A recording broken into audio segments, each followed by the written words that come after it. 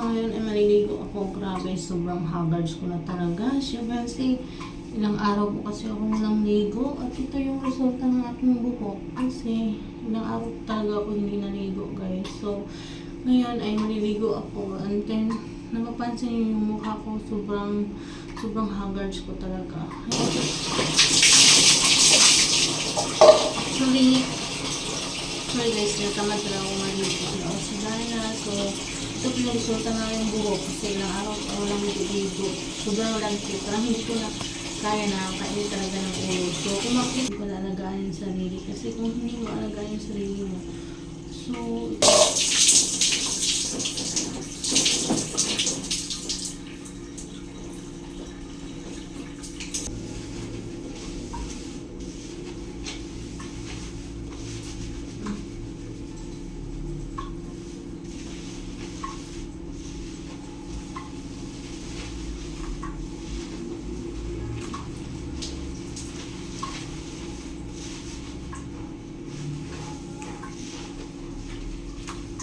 yung buhok ko.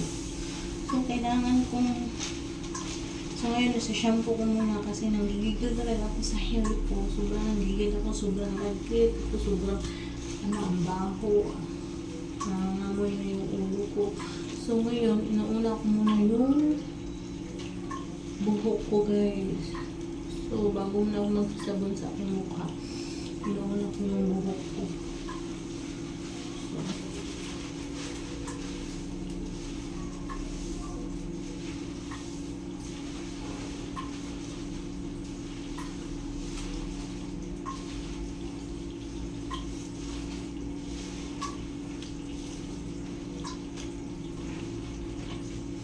So, ayan, ibababad ko muna. Tapos, magsasabon ako sa aking mukha. So, para malambot po yung results, hindi ko siya bubuhusan. So, yung sabon ko ay Dr. Wong pa rin.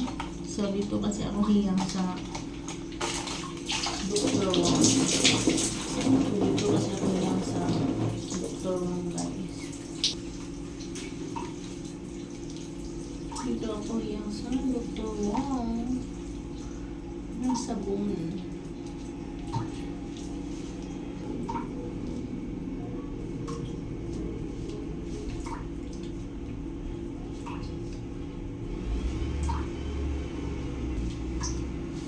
Dito po ako hiyang sa Dr.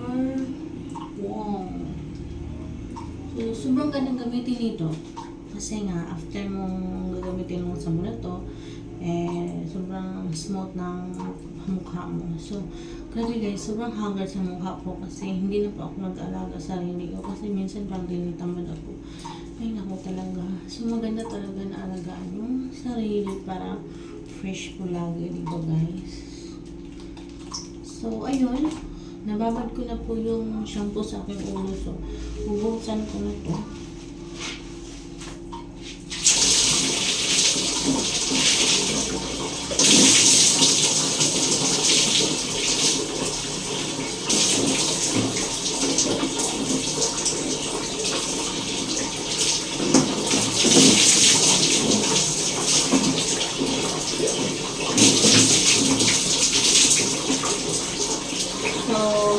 As you can see guys, yung buhok ko, medyo lumambot na po siya. So, para lumambot lalo.